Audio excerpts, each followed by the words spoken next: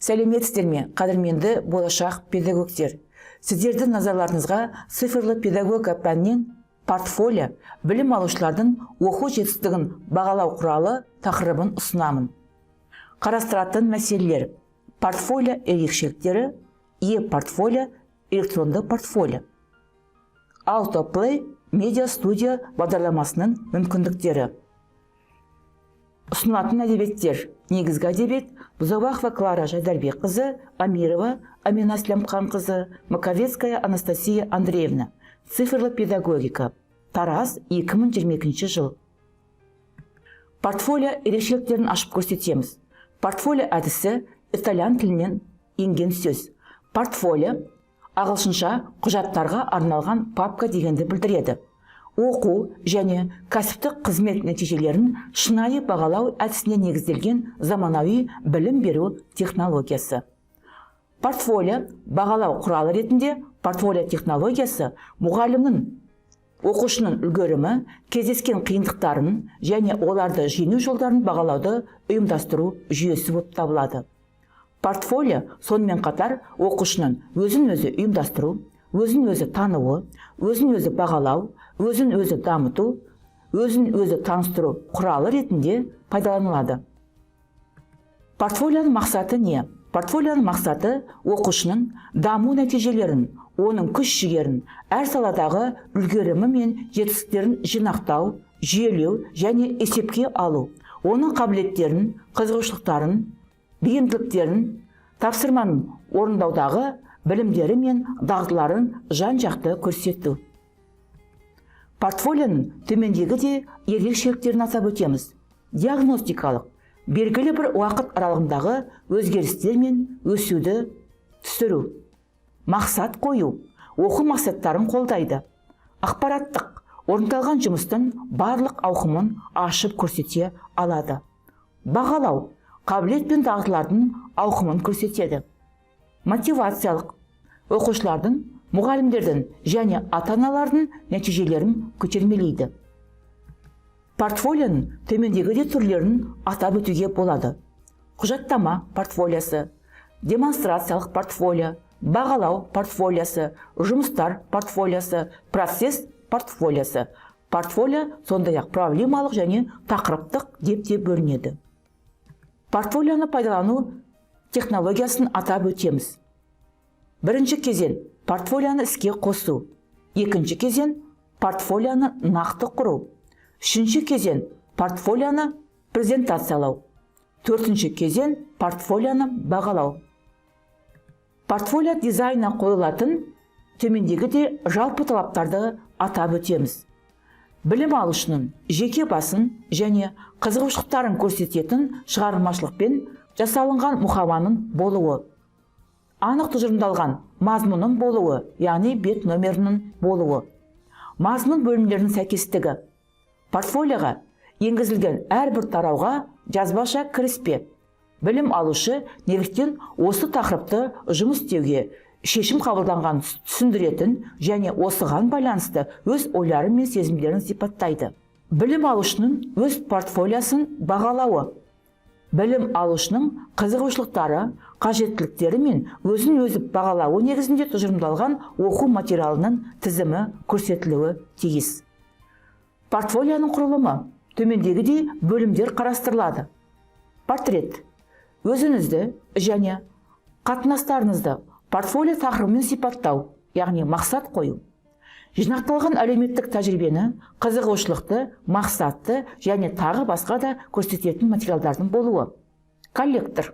Білім алушының жұмыста пайдаланатын материалдары, оқулықтар, қосымша әдебиеттер тізімі, басқа білім алушылардың жұмыс үлгерімі және басқа да ақпарат көздерінің болуы.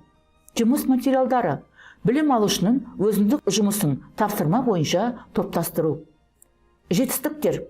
Алға қойған мақсат пен міндетке сәйкес білім алушының жетістігін көрсете алу. Электронды портфолио. Электронды портфолио бұл белгілі бір түрде ұйымдастырылған кәсіби жұмыс үлгілерінің жинағы болып есептелінеді. Электронды портфолио бұл білім алушылардың жұмысын ұйымдастыруға, мұрағаттауға және бейнелеуге мүмкіндік беру арқылы оқуды ілгерілете алатын жұмыстардың жиынтығы. Электронды портфолияның төмендегідей ерекшеліктерін атап өтеміз. Белгілі бір мақсаты бар. Белгілі бір аудиторияға арналған. Портфолияның негізгі мазмұнын құрайтын кәсіби жұмыс үлгілерін қамтиды. Өзінің кәсіби жұмысына талдаулар мен ой толғауларынан тұрады. Кәсіби портфолияның түрлерін атап өтеміз. Даму портфолиясы, дамытушы портфолио. Белгілі бір уақыт аралығындағы жұмыстағы ілгерілеушілік пен тәжірибенің жинақталуын бағалау үшін жұмысқа орналасу барысында жинақталатын портфолио. Есеп беру портфолиясы, өнім. Жоба бойынша жұмыс аяқталғаннан кейін белгілі бір нәтижеге қол жеткізуді көрсететін портфолио. Демонстрациялық портфолио, яғни витрина. Мұғалімнің өздік жұмыстарының жинағы. Жұмысқа орналасу немесе кәсіби конкурсқа қатысу кезінде түйіндеме дайындау үшін жасалынатын портфолио. Электронды портфолияның төмендегідей артықшылықтарына тоқталамыз. Электронды портфолио бұл пайдаланушының қабілетін көрсету және өзін-өзін көрсетуге арналған платформа. Электронды портфолио электронды дәлелдемелердің электронды жиынтығы болып табылады. Мұндай электронды дәлелдемелерге мәтін, электронды файлдар, кескіндер, мультимедиалық өнімдер, жазбалар және сілтемелерді жатқызуға болады.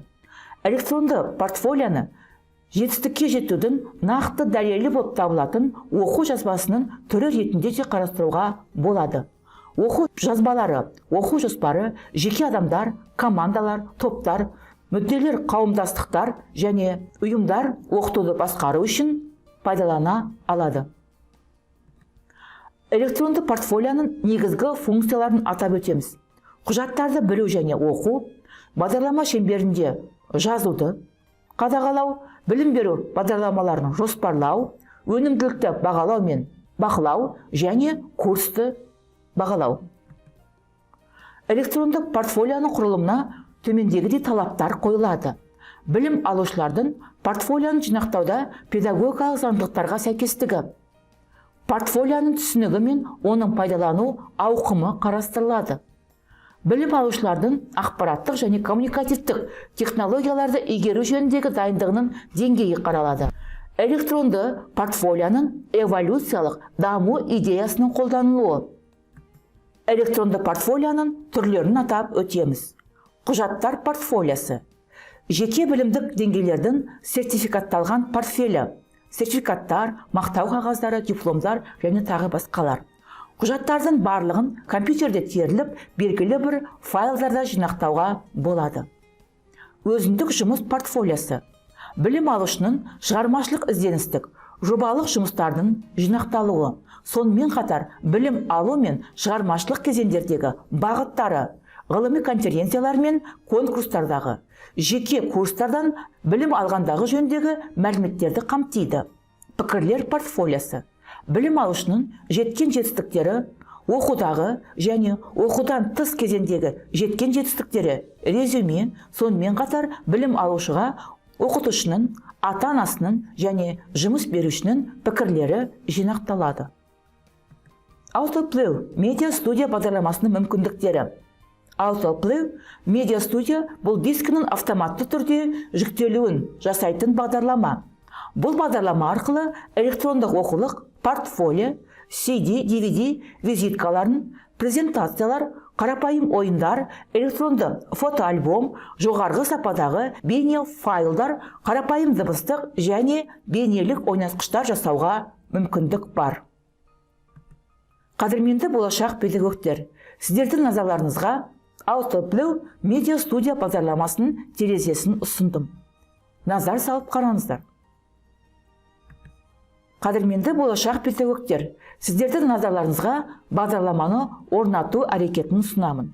Бағдарламаны орнату әрекеті орнату бергішесіндегі тінтуірдің сол жағын 2 рет шерту арқылы жүзеге асады. Қадірменді білім алушылар, сіздердің назарларыңызға бағдарламаны ашу опциясы берілді. Назар салыңыздар.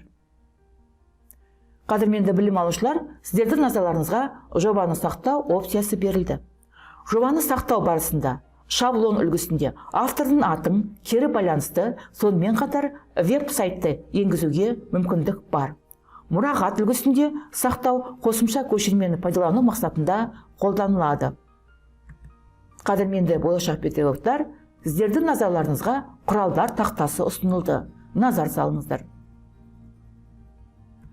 Қадірменді білім алушылар, назар салып тыңдағандарыңызға рахмет.